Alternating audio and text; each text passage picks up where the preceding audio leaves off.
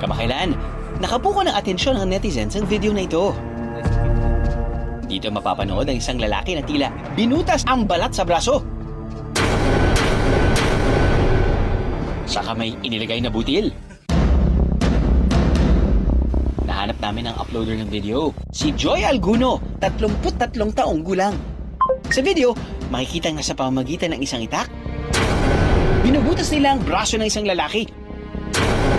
Tapos ito, saka may inilalagay silang isang maliit na bato na tinatawag nilang mutya. Ay, sige ba? Ang gawain ito ng grupo ay tinatawag nilang paglilibing ng mutya. At ang mutya raw na ito ay isang anting-anting. Ako po mismo ay nakasaksi na din dito at sa mga anting-anting na dala ko. Ang benepisyo po ay katulad ng pangdipinsa at saka pangkabal sa katawan. Ito ang ating nakuha at pangpaswerte din sa buhay. Si Joy, meron na daw 10 mutya sa kanyang katawan na hanggang ngayon ay makakapapa. Napasok ako sa ganitong may mga mutya o mga anting-anting simula sa pagkabata ko kasi nakikita ko yung mga tito ko na naglilibing ng mutya at saka nag-uukit din ng bao. Mula sa pamilya ng antinggero o yung gumagawa ng anting-anting si Joy. Sakto na yan, ang lalaki na sa video na naglibing ng mutya sa isang lalaki ay tiyuhin niya.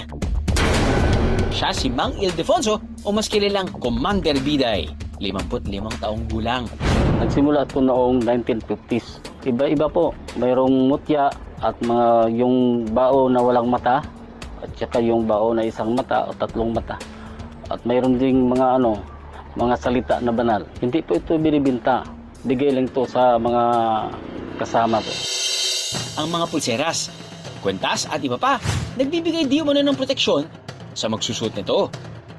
Sa paniwala namin, marami namang mga kasamahan ko na nadisgrasya at sa bakbakan mga sundalong kasamahan ko. Naniwala kami na anting-anting kasi hindi man sila namamatay. Pag mahal na araw po, kaming lahat ay mag-iipon sa bahay namin. Pagkatapos ilatag yung mga tanga namin pagkatapos riritualan. Tinatawag ding agimat o birtud ang anting-anting. Ito ay isang amulet na may mga naka-engrave o nakaukit na figura o salita at sinusuot bilang neckpiece. Pero paano nga ba naging bahagi ng kulturang Pinoy ang paniniwala sa mga anting-anting? Bago pa man dumating ang mga Kastila, bago pa man dumating ang Islam sa Pilipinas, meron ng paniniwala sa anting-anting ang mga Pilipino. Isinulat ito ng mga Espanyol nang dumating sila at naobserbahan nila. Kaya lang may pagkakaiba yung anting-anting bago dumating ang mga Kastila. Kadalasan ito ay tinatato sa katawan o kaya nasa mga damit. Pero nung dumating ang mga Kastila, nauso yung mga medalyon na merong mga santo. Niyakap natin yung relihiyong Katolisismo pero sa interpretasyong Pilipino sa pamamagitan ng mga anting-anting at agimat. Paglilibing ng mutya ay matagal na raw na gawain ng grupo ni Commander. At sa tagal na nilang ginagawa ito, wala pa naman daw bumabalik para magreklamo. Kung may bumabalik man, ito'y para magpadagdag pa ng mutya sa kanilang katawan. Ang paglibing ng mutya po namin, mga 2002 o 2003. Karamihan po dito sa mga kasamahan ko. Yung gusto lang. Pag hindi gusto, hindi yan namin pinipilit. Ang pagbaon namin sa mga kasamahan ko, bigay lang yun, wala yung bayad. Ang ginagamit nilang mutya ay parte ng bato na nakukuha raw nila sa bundok, tabing dagat o tabing ilog. Yung iba niyan, maniwala kami na mutya kasi pangbihira lang yung nakikita. Ang pagkuha po namin ng mga mutya po doon sa bundok, maghanap kami. Yung iba naman, aktual na makikita, yung tinatawag namin dito sa Bisaya na tuga. Sa paniniwala nila, mainam daw ang proteksyon na binibigay ng mutya sa taong nagtataglay nito. Patunay nga raw nila rito si Ronald na hindi raw nagtamo ng malaking sugat sa mga aksidenteng kinasangkutan niya. Sasakyan na biglang lumiko, ako naka-abante na. Doon ako naka-disgrasya, sumabog yung gulong, tapos yung bumper, sira talaga. Tapos yung pagkatapon ko malayo, yung natamo kong sugat, galos lang. Dahil dito, nahikayat si Ronald na maging parte ng grupo nila. Buong buhay ko nga, ang paniniwala ko sa mutya na ito. Kasi ito ang nagligtas sa akin. Nagligtas sa aking buhay. Isang habal-habal driver si Ronnie at 2 beses nang nadisgrasya sa motor, pero himala raw na wala man lang siyang galos. Yung pag-aaksidente namin doon sa isang barangay na dumbol kami. At yung kasama ko sa likod ko, siya yung natamaan. Tapos gaywang-gaywang kami doon na biglang nadapa. At doon parang wala lang. Kahit gas-gas wala. Ipinakita pa ni Commander sa amin ang proseso ng paglilibing niya ng mutya. Inihanda muna ni Commander ang kanyang kagamitan. Nang handa na ang lahat, saka niya kinuha ang itak. Alam niyo bang maging ang pambansang bayani nating si Jose Rizal at Andres Bonifacio? Sinasabing minsan na rin gumamit ng anting-anting?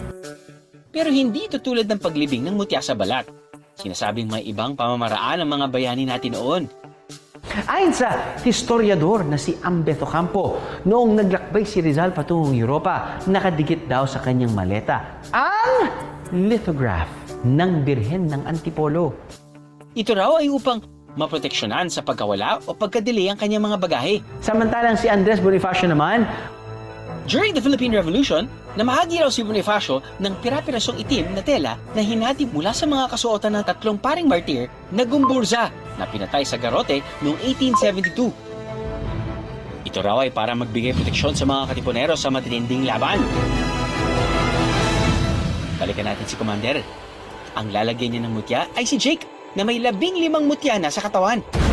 Medyo masakit. Tapos, ayun, wala na. Okay lang siya. Parang hindi na kumatago paglakad sa daan. Ngunit hindi lahat handang maniwala sa di umano'y powers na binibigay ng anting-anting. Noon meron, di ba? Naniniwala ako noon. Pero ngayon, sa panahon natin ngayon, wala na yung ganyang anting-anting. Hindi ako naniniwala sa anting-anting in a sense na naniniwala ko in Jesus Christ of the Bible. Sa totoo lang, wala pa naman kasing matibay na patunay ang science sa bisa ng mga anting-anting. May paalala rin ang simbahan ukol sa mga ganitong gawain.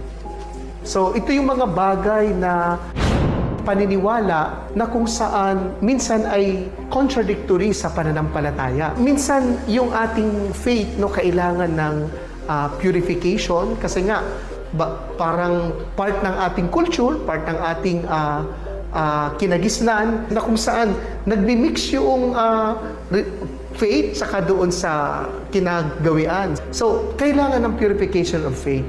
Pero ano nga kaya ang epekto ng sinasabing agimat kung ito ay isusuksok sa ilalim ng ating balat?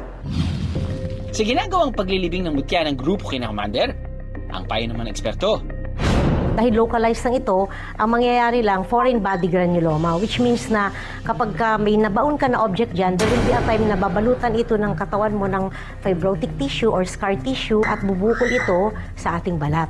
Kaya pag bumukol na, then it doesn't look aesthetically pleasing. Kasi kapag ang gumawa ay hindi nagpa-practice ng hygiene, proper hygiene, kasi syempre kung ilalagay mo underneath the skin, kailangan malinis yung object na ilalagay mo underneath the skin, no? Hindi siya contaminated.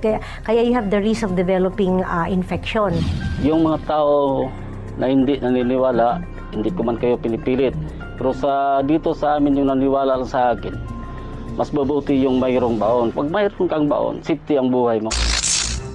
Sintanda na ng ating mga ninuno ang paniniwala ng mga Pinoy sa agimat o anting-anting. Pero pinakamabuti pa rin mag-ingat sa araw-araw na gawain para malayo tayo sa panganib o peligro. Aha!